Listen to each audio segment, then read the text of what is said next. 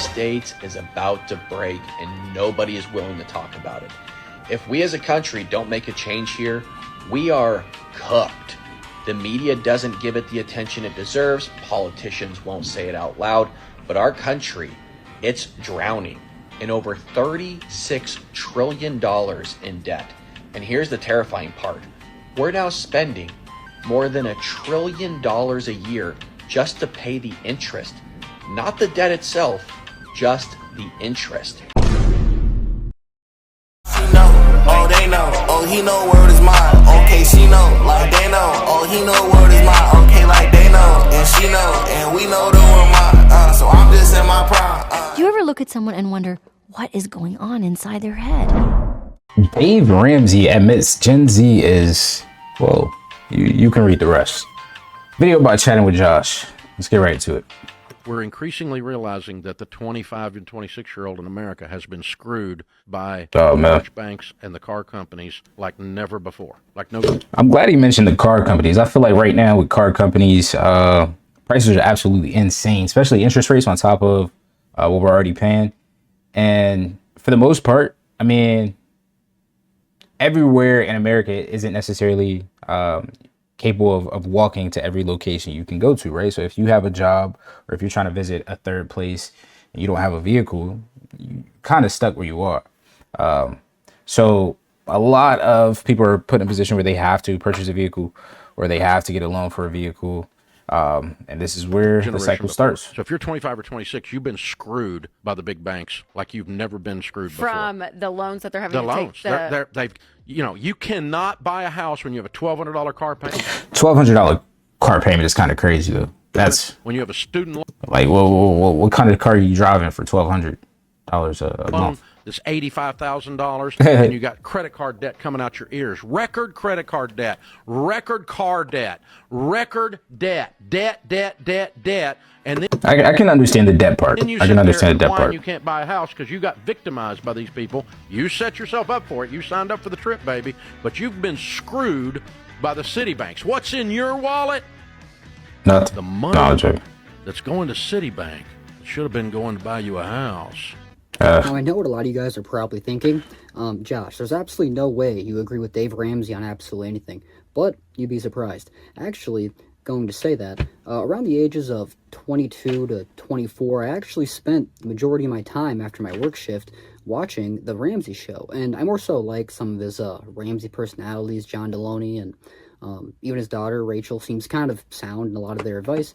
But overall, I kind of am more of this idea and this mindset where you should never really agree fully with anybody. But you should definitely hear everybody out, being that you shouldn't just go based off of what the media says and what the propaganda says. You should actually dive deep into your own research. But it actually does seem that even Dave Ramsey is kind of starting to turn around, even though he's still putting the consumer at large, in the place of, that's still our faults, and more so it is. But a lot of these people, even the boomers, seem to actually realize that modern day generation economy is not as successful or as accountable as it was for past generations. Being that if you actually want to live in, any sort of simplicity of a life, having a car loan, car payment, having a car at all, which if you're going to have a car, even a reliable vehicle, you can buy used cars, but then the maintenance is going to be so much more that you might as well just buy a reliable vehicle, which the down payment on that's going to run you an average amount. It's actually insane. We'll actually throw up what the average car payment actually is for the average U.S. citizen in the year 2026, and it seems that's about right, to say the least. And if you have to add that into your budget, it kind of gets unreal. So in this video, we're going to discuss, home ownership, housing prices, the cost of living, cost of survival more so these days, and how, despite which generation you're in or which tax bracket you feel like you fall into, feel free to leave your thoughts, opinions down below, discussing anything in this video or any other topics you'd like to hear me touch on the page in recent time. And I want to give a huge shout out to the of you guys checking out those links down below in the description and just showing up every day. Those are some of the best ways to support me and the content around here. Now, let's begin this shit show. Awesome. Yeah, right before this gets started, I definitely want to add my 2 cents into this. I feel like right now, especially with interest rates and just the price of cars, a lot of young people are being put into this position where they have to take out these loans in order to get ahead in life. And I say in order to get ahead because a lot of the first milestones that they have to take and have to make, they have to take loans out in order to do this. So you got college, you got, again, car loan, you got insurance, and you have a lot of things that you begin to fall off as well. You begin to fall off your parents' insurance if you have insurance after a certain age also. So you have to then get your own insurance. Again, a few videos back, I was talking about how, you know, even things as simple as glasses can cost you up to $500. So you really have to consider all of the things that young people have to pay for nowadays, on top of just the basic necessities that you would say that they need. Because I think a lot of boomers would say that they're lazy, or that they're complaining, or that they're buying too much Starbucks or coffee. But the reality of it is, it's a lot of things that Gen Z actually does need nowadays, that does end up costing them a lot, on top of all the subscriptions that we have to pay, on top of just living in a society where every single thing is, you know, basically commodified. So interest rates are what's making housing unaffordable more than the price itself. Let me just show you an example. So if you look at someone like Bob, who bought in 2021, let's say he bought a $700,000 home at a 2.65% interest rate. His principal and interest payment would be $2,821. I was just in 2021. Today, a $400,000 home at an 8% interest rate, his payment would be $2,935. So even though it's $300K less, he's still paying more. But if you look at a 30-year period on interest, this is where it gets crazy. This 2.5% interest rate over 30 years would be $315,000 paid in interest, and this total home in 2021 would have cost $1,015,000. Where today, with this 8%, it's going to be another $400K on top of it, right? Interest over 30 years, if he never refinanced, is $656,000 in interest after 30 years, which is $40K more. Even though this house was $300,000 less, it's still costing $40,000 more because of the interest. Because of the interest rate, that's insane. For moving forward is that the interest rates will come back down, but I don't know if can afford to buy, because Bob could have bought a $700,000 house 2 years ago and now can only afford a $400,000 home today. So let's hope the interest rates come down so more people can afford. When property taxes rise, that's crazy. That's crazy. That's honestly the perfect way to put it. That's the perfect way to put it. Wow. I mean, you're paying almost $350,000 more in interest than just 2 to 3 years ago. Today, so let's hope the interest rates come down so more people can hop in the market. When property taxes rise fast, it kind of just goes to show how quickly things have progressed over the past couple of years, especially with the cost of living. One, homeowners feel trapped, unable to sell, but struggling to keep up with escrow payments, especially when you include rising insurance costs. And two, renters are facing higher costs as landlords adjust for their own tax burdens. It's a squeeze from both ends, and it's starting to reshape where people choose to live. I think that's the interesting thing as well. A lot of apartment complexes, some of them are greedy for sure, but I think most of them also have to just cover the cost of the extra bills that they have to pay, with costs rising for them as well. And so that kind of trickles down to all of the tenants that live within that apartment complex, and thus everybody kind of pays more. I mean, that's just the trickle down effect when it comes to the entire overall economy. But yeah, man. Home ownership, such a scary subject for modern individuals, such as the Gen Zers and the millennials. Well, I mean, I feel like some millennials actually were able to get into some of these places, but now they're starting to deal with the, interest tax, the property tax. This is crazy. Going up so high, they're almost being priced out of house and home. And feel free to leave your thoughts, opinions down below. Feel free to share your, your age and how even at all you're able to buy your house. Being that a lot of people my age, I'm now currently 26, you can even imagine having enough money for a down payment. And if you are able to save up enough money for a down payment, do you really want to just, gung-ho throw that all at a house that maybe you want to be stuck in a certain place? Being that I live in Minnesota, and man, the state sure is going to shit. So if you actually are kind of tied down to like a 30-year mortgage, even a 15-year mortgage, which most people these days can't really afford within their budgets, they're kind of forced to stick to that 30-year mortgage length. And that's kind of going to, almost hold you back if you want to have a future in certain aspects. Now, you can always sell it off, but good luck finding someone to sell it. Maybe you can sell it to one of these big organizations like BlackRock, which are just I think that's a good point as well, because when you sign those papers, you're going to have to be designated to that specific area that you purchase that home for the rest of your life, for the most part, or until that mortgage is over, or until you sell the home. So tear it down and build build some sort of like apartment complex on top of it. That's probably what they'll do. I definitely saw that even in the rural communities I live. I think with how much prices are fluctuating as well, it may not be in the best interest of anyone to sell their homes necessarily right now. I would say it's definitely a seller's market more than a buyer's market, because you have a lot of equity in properties in certain areas where people are making good money on top of what their initial investment was on that property. But now, for people wanting to buy a home, it's just unobtainable. For about 8 months last year, being that they were just, instead of actually, building houses and selling them to families, they're just building apartment complexes that it can actually fit more dense populations into certain communities. Right. But again, we're totally getting rid of the idea of home ownership. Exactly. It's only going to go up, and I think the closest thing to it now is townhomes. They're building a lot of suburban townhome like communities, like just straight townhomes. There's been too many videos where we discussed how the wage increases are not kind of going up in the same regard as the housing costs or any sort of cost of living crisis right now, being that it feels like hence a crisis. So now I actually did some studies to look at what the average home ownership or the average down payment that the average person would have to actually apply for. And now if you're even lucky enough to have good credit or have credit at all, most people in my peers don't even have credit at all. We just really opted out. We kind of don't believe in debt, but there really isn't many ways to get ahead without taking on some sort of debt or building up some sort of credit. Yeah, exactly. The American system, the American economy, what they kind of teach you have to have a credit score. You must, as soon as you turn 18, you should get a credit card, go buy a Snickers bar, pay it off, and then never use it again. That's kind of what they teach us. But again, is this actually a method that's going to actually result in any real benefits? Or is this just kind of going to keep us kind of held back?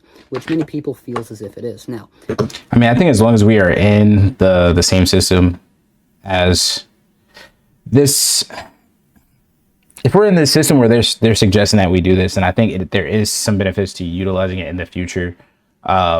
It may not seem like it, but this is general information that should be known, just so that as things do progress, we already have the knowledge on how to handle maybe you can those say things. that my generations don't really know how to use credit, but again, wasn't that kind of... Because I don't think like a lot of people from, I remember in my school in specific, we did have a lot of financial literacy classes. I didn't personally take any financial literacy. I started to learn that after school. But it was interesting to think that wasn't a class that was required for me to do initially. For the elders to teach us school. how to do. I know we're all just like a basic elective. Own, but school most definitely does not teach us finances. If anything, they teach us the opposite. They teach us how to be a worker and a slave rather than actually independent, free thinker. But either way, feel free to leave your thoughts, opinions down below. If you were able to buy a house, what age you were when you were able to do so, and the down payment you had to put down, and if you feel like that was justified, and if you feel like that was a good decision, because many people, people I know, many millennials, they kind of regret their decision. They feel kind of trapped down to their area, being, like I said before, priced out of house and home. What do you see then as the biggest risk to the economy? Well, when you look out ahead, it's the question, wars and other things that could really shake up the markets. But the real question is will the consumer keep spending? In the U.S., we have the U.S. economy growing about 2.4% next year. But that's dependent upon a consumer that stays engaged. If the consumer becomes less engaged as we move into from 25 into 26 and slows down their spending, that's going to slow down the economy. So that's a risk. And I think we're already there for the most part, because a lot of people around my age group, we're really starting to realize what's going on in the economy, understanding that within the next 4 to 5 years of our lives before we enter our 30s, that it's probably the best or the smartest move to save and to be a lot more frugal about what we're buying, where we're parking our money, investing a little bit more. So I think in terms of like the stock market, there's going to be a surge in that, especially now. There's a surge in the stock market now. The stock market just hit an all-time high, so I assume a lot of those investors are also young people. But like you just don't. They got to make sure. The second risk is wars and other things that could go on that could create shocks to the market, and then there's the usual things, cyber events and things like that. But the real risk is, will Americans, if the companies in America employ people and pay them a little bit more, they will spend, and the economy in the U.S. will be fine. Exactly. And then you have these investments in the stimulus. But the billionaires are just getting greedy. They're not letting that money trickle down anymore. Exactly. You have stimulus from some of the investments coming in that ought to keep kicking in. I really wonder. Like, I know they're investing in a lot of future growth, a lot of infrastructure, a lot of software integration, all of that stuff, energy, blah blah blah. But like, to the simplest form, like to the simplest thing, what do they spend this extra money on? Like, for real, do they spend it on like extra caviar? You know what I'm saying? Or like a aged bottle of wine that's been aged a little bit longer than usual. You know what I'm saying? Like, am I going too deep with it? I really wonder, like, where do they spend that extra money on? From 1.5% probably 4 months ago to 2.5%. Because for that bottle of wine, that's like 10 people that's working at Amazon to get Bezos that wine. 2.4% for 26. The United States is about to break, and nobody is willing to talk about it. If we as a country don't make a change here, we are cooked. The media doesn't give it the attention it deserves. Politicians won't say it out loud. But our country, it's drowning in over $36 trillion in debt. And here's the terrifying part. We're now spending more than $1 trillion a year just to pay the interest. Not the debt itself, just the interest. It takes my breath away whenever I talk about it. Imagine you maxed out your credit card that you have, then took out more just to cover your monthly payments. That's what we're doing as a government and as a country. And when the bill comes due, it's you who's going to pay the price. Higher taxes, slash services, or worse, God forbid, a financial collapse that would make 2008 look like a hiccup. If we don't change course here, folks, if we don't stop printing money, overspending, and kicking this can down the road, your future, our future, won't be stable jobs and affordable homes. It'll be layoffs, rent that you can't afford, and retirement accounts that don't mean anything. Heck, some of you are saying right now, I'm already feeling the effects. They'll try to distract you with these headlines and drama, but this is the real threat we are facing, and nobody's coming to save us. Now, I think people who are, especially some of the people in the comments, I understand there will always be haters, there will always be people that will not agree with everything you say, and being that I'm an American, I fully understand that, and I still feel like it's still worthy to actually share your opinions, despite the backlash that you're most certainly going to get. But I see so many commenters that just say, usually the boomers or the Gen Xers that say this, they say, Josh, you're just complaining online. You think you're doing something, you're really never solving a problem. Now, I never really thought that creating a YouTube channel was going to change the entire economy. I never once actually considered, applying for any sort of political service. I'm just like everybody else. I'm a peasant in terms of the common day reality. But I do feel like stirring up conversations and actually, people not feeling as alone in their thoughts and feelings does genuinely provide some sort of relief, or kind of builds this discussion more so that eventually, as a collective groupthink, I'm against groupthink, but as a collective group, as a community, we can actually somehow stir the direction into the future, being that exactly. I will definitely agree with him here. I feel like that's sort of a reason why I kind of started this channel as well, kind of just to help build a platform where we can have these conversations and I can give my perspective on it, but also a perspective that's not always so negative. For a couple of years, I was watching videos like this all the time, and towards the end, I wasn't watching anybody react to it, and I would just sit there, with my own thoughts, kind of trying to make sense of it for myself. And most of the time, there wouldn't be any positivity that comes out of it. So my goal is for every single video that I react to, when it comes to all these negative topics or these doom and gloom topics that may not seem like there's a silver lining on the other side, is always to just remind people, first and foremost, that God is in control, and two, that everything is going to work itself out, because again, God is in control. And I know that doesn't make sense to a lot of people, simply saying that we're watching the world completely deteriorate in front of us. But this is exactly what was said in the word that the end times was going to be like. And I think people fail to realize that what is said in the word is actually happening and it's coming to pass in front of us. And I'm not going to turn a blind eye to it. I know some people are completely disagreeing right now as they watch the video. They're going ahead and dropping dislikes, whatever, dropping comments, but that's personally what I believe, and that's just what it is, man. Point fingers at the so end. Again, I always want to just share that with people towards the end of every single video, Don't worry about anything that you see in the media, man. Like, of course, we can cover these topics. We can talk about it. The key for me is to just be knowledgeable about a lot of these topics so that in the future, when I do have a family, if I have a family, I can be prepared. I can know exactly how to navigate the world, know what's going on around us. You know what I'm saying? And be able to position myself now in order to build a sustainable life in the future. So other people that ruined it for us, but one day it's going to be us that's going to have to change the economy exactly to make it more livable. Now, how much actual, how much really weight do we hold in terms of changing that? I don't really know.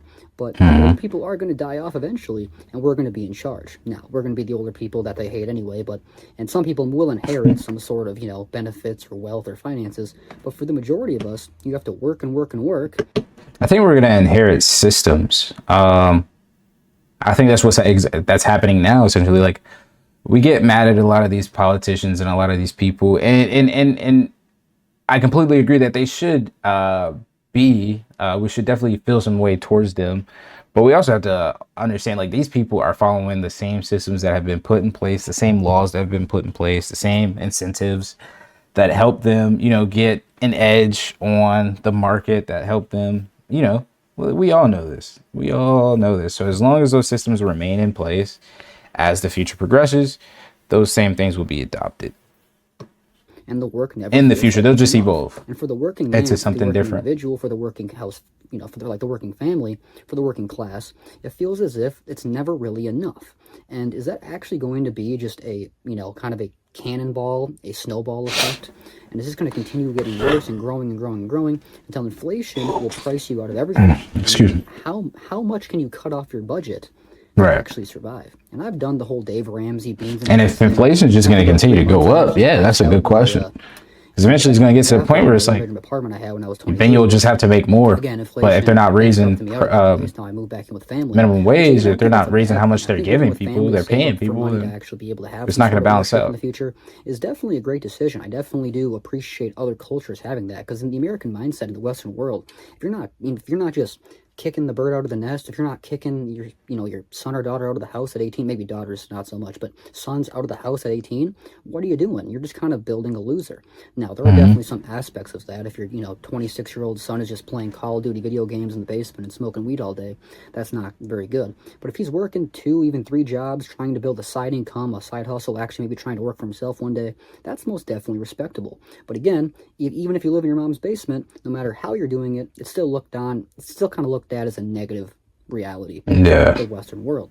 And I think that's slowly starting to change, with many people starting to realize that being independent, living on your own, is not really the best measures. But again, that's where a lot of us sit in. And many people like myself don't really have parents around. They don't really have boomer parents that can actually provide for you or actually help you out in any sense, kind of leading us to this reality of we're fucked.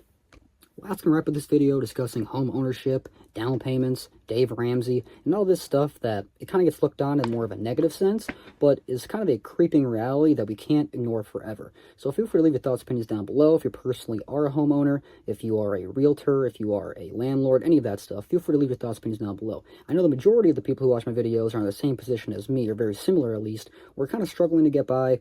Doesn't really matter how hard you work, it never really seems to be like enough, and the whole hope on the horizon has been lost long ago. But despite all that, feel free to leave your thoughts, opinions down below. I always love to read those, respond to the ones I see fit, as well as I want to give a huge shout out and a lot of acknowledgement.